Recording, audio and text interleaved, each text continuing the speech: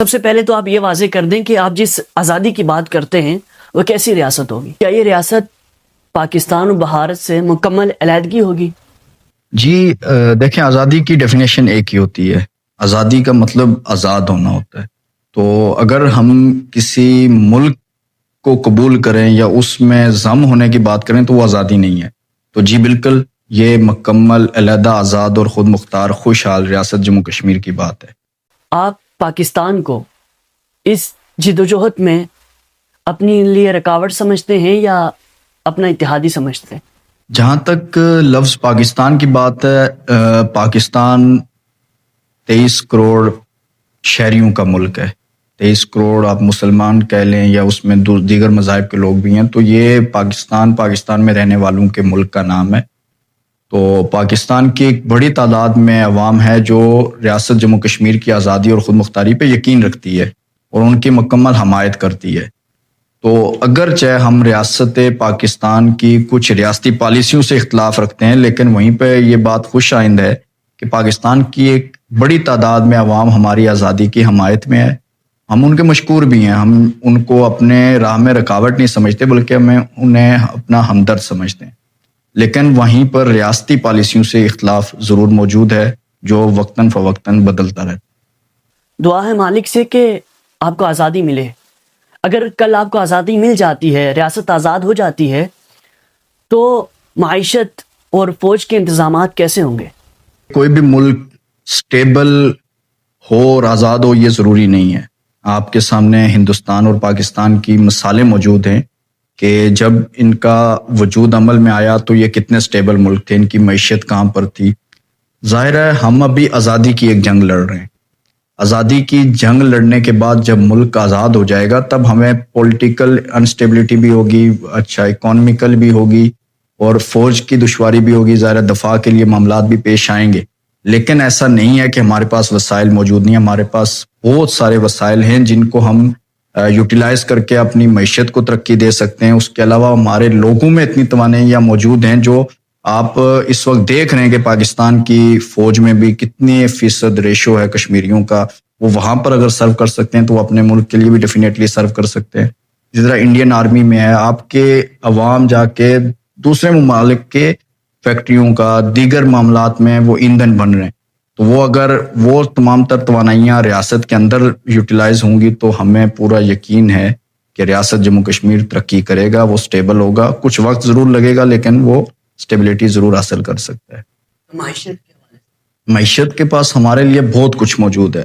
آپ کے پہاڑ آپ کی حفاظت میں ہیں، اس کے بعد ریاستی معدنیات ہیں، اس کے علاوہ ریاست میں آپ کے پاس جو گلیشیئرز ہیں، پانی ہے، بہت ساری چیزیں ہیں جن سے قدرتی جو مالا مال ہے ہماری ریاست، ان سے ہم بہت ساری چیزیں حاصل کر سکتے ہیں. ہم دوسری ریاستوں کے ساتھ معاہدے کر کے بہت ساری چیزیں اچیو کر سکتے ہیں.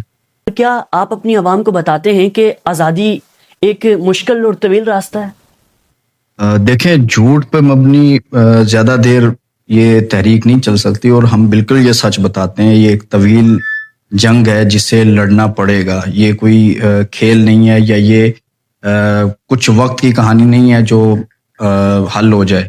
اس میں جانوں کی قربانی بھی دینی پڑتی ہے، مال کی بھی قربانی دینی پڑتی ہے اور یہ ایک طویل جدوجہد ہے. یہ ہم عوام کے سامنے بات رکھتے ہیں. اس کے بعد جو بندہ آزادی پہ مطمئن ہوتا ہے، آزادی کی تحریک کو اپنا فرض سمجھ کے چلانا چاہتا ہے، وہ اس رستے کو منتخب کرتا ہے. ادروائز جو آپ کہہ سکتے ہیں کہ شارٹ ٹرم لوگ ہوتے ہیں وہ اس تحریک میں نہیں چل سکتے اور وہ جھوٹ پہ مبنی دیواریں زیادہ دیر کھڑی بھی نہیں رہ سکتی. سر، اگر اتنی جدوجہد کے بعد آپ کو آزادی نہیں ملتی تو پھر آپ کیا کریں گے؟ نہیں، ایسا کوئی ٹائم فریم نہیں ہے کہ اس میں آزادی نہ ملے تو ہم کوئی پلان بی پہ آ جائیں، چونکہ یہ ایک طویل مدت جدوجہد ہے اور ہمارا ایمان ہے کہ ہر قربانی کا صلہ ضرور ملتا ہے. تو لاکھوں لوگوں کی قربانیاں، لاکھوں شہیدوں کی قربانیاں رائے گاہ نہیں جائیں گی. ہمیں آزادی ضرور نصیب ہوگی اور اگر نہیں بھی ہوتی پھر بھی ہم آزادی لینے کی کوشش جاری رکھیں گے. آپ کیا سمجھتے ہیں کہ پاکستان کشمیر کو ایک آزاد ریاست قبول کرے گا؟ دیکھیے، پاکستان کو قبول کرنا چاہیے. اگر ریاست جموں کشمیر کی اکثریت یا آبادی مسلمان ہے، ہم چونکہ میں جس جماعت سے تعلق رکھتا ہوں، ہم ایک سیکولر ریاست کی بات کرتے ہیں جس میں ہم یہ کہتے ہیں کہ مذہب شخص کا اپنا اپنا ہوگا. ریاست کا کوئی مذہب نہیں ہوتا. آپ نے اسلام کے نام پہ پاکستان کو بنایا, آپ نے دیکھا کہ آج اس میں کتنے اسلامی قوانین نافذ ہیں اور کتنوں پہ عمل درآمد ہو رہا ہے, یہ آپ کے سامنے ہے. اور ہماری ریاست جموں کشمیر میں مختلف مذاہب کے لوگ بستے ہیں, ہمیں ان کے مذاہب کا بھی احترام ہم پہ لازم ہے. ہم تو سیکولر ریاست کی بات کرتے ہیں. خیر, اول جو چیز ہے وہ آزادی ہے. اس کے بعد نظام پہ بیٹھیں گے, تم ریاست کے لوگ بیٹھیں گے, مختلف مکتبہ فکر کے لوگ بیٹھیں گے, اس وقت جو نظام رائج کرنا ہوا وہ ہو جائے گا.